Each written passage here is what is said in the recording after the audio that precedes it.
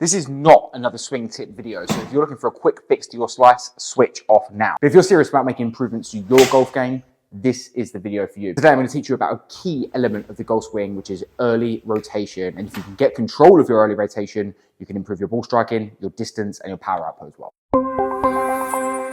Welcome back to the Macro Golf YouTube channel. I'm Joe, founder of Macro Golf, and today we're going to be talking about rotation. Now, we know that rotation is really, really key in the golf swing. There's so many people talking about creating rotation in the backswing. There's tons of videos on it. I've done videos in myself on gaining mobility and gaining more range in the backswing, and talking a lot about rotation, how rotation is key to producing power and an efficient golf swing. And when done correctly, rotation is key for us to transfer energy from the ground through the body and eventually into the club head. But as with most things in the golf swing, the timing is everything. And today we're talking about the timing of that rotation, because you can have all the rotation in the world, but if it's timed incorrectly, it could actually be hurting your golf game. So typically what happens with most amateurs that I see here in the studio is we have this element of rotation that gets drilled into us, but it actually ends up happening too early. And what happens when it occurs too early is the mistiming ends up needing to create a stalling effect for the body to actually pause that rotation to actually make contact.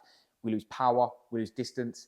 We end up getting the club really, really on weird planes, really having to make a lot of adjustments to actually make contact. And there's many reasons why this rotation might happen early. For a lot of people, their idea of power, and at Macro Golf we call it a power blueprint, comes from a rotational aspect of actually pulling the golf club round and down. And it's because they have a lot of strength in this area of the body, and their idea of how they create power is to pull from the shoulders, pull the club head, and create a lot of this rotation. What we then see when players do this is we get a move that looks very much like a kind of steep, over the top kind of motion. And at that point, what needs to happen is we have to stall, we have to come out, we have to leave face open, or we just keep turning and hit big slice. So one of the best ways I like to show this to players in terms of the timing of this rotation is by using a board like this one that you see me using here. And what I like to show is that when we rotate early, before we've pressured the weight into the lead side, the board will spin round in the opposite direction. And what that tells us is that we've created rotational forces before we've created enough vertical forces. Now, I did a video on the vertical force previously, and I'll tag that here because it's really, really important that these two things are very linked. What we need to be doing is creating enough early press down into the lead side, and then rotation will occur as a consequence of that pressure in the lead side. So you can see here in the two different examples, one of these rotations happened early before pressure has gone into the lead side.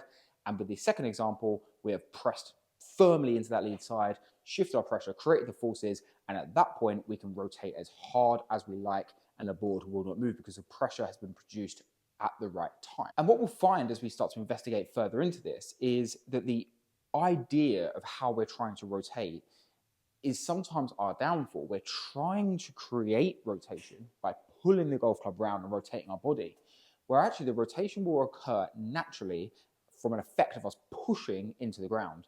And you can see here again in this example of the board, pushing from toe to heel in the lead side naturally will push that lead hip back and create the rotation that we need. The torso then will follow, club head then will follow, and naturally everything gets sequenced. And the effect of club path and shoulder angles and angle of attack and all of these metrics down at the ball, you can see the difference here. When we put these side by side, you can see one where one bit has been pressed into the ground and released out, and you can see one that has been spun out. And you can quite quickly see the difference in what happens to the club head and the direction that it travels. This all will be personal to you, and it depends on how you personally produce power. At Macro Golf, we call this your power blueprint.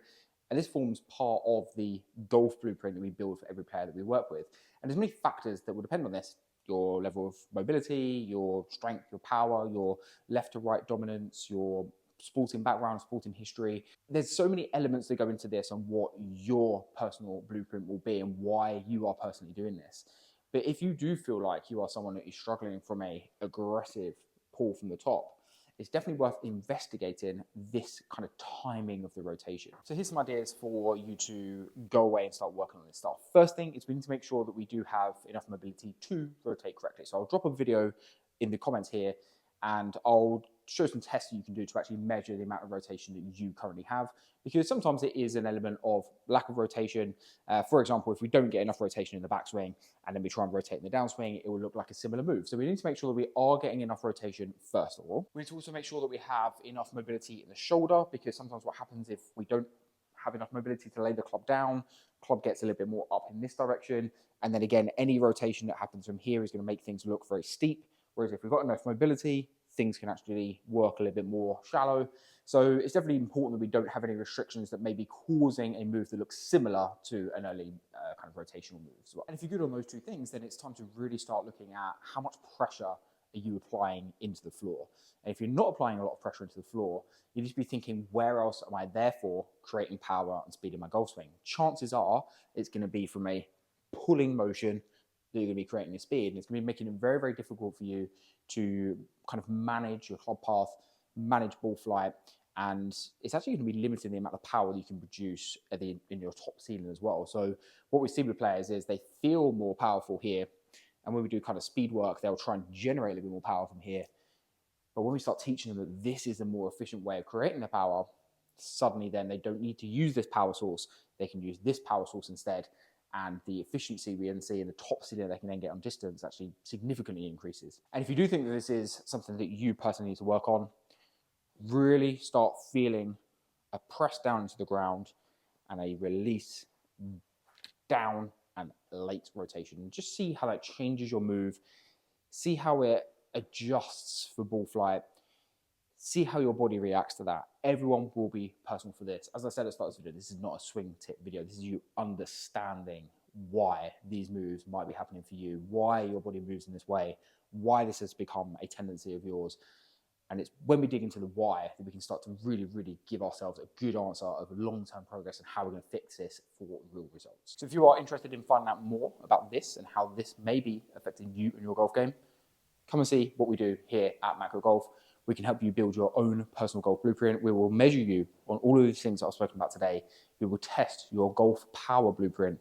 We'll get an understanding of how you produce power and why, and then we can build a golf swing around that, making sure we're utilizing your strengths and limiting your weaknesses to make sure that your golf swing can withstand the highest amounts of pressure and perform when you need it the most. So thank you again for watching this video. It really, really helps me out if you can click the like button if this helped you, if you learned something here today. Subscribe for more videos, making loads more videos like this in 2025. So come and join the journey. Until then, guys, I'll see you in the next video.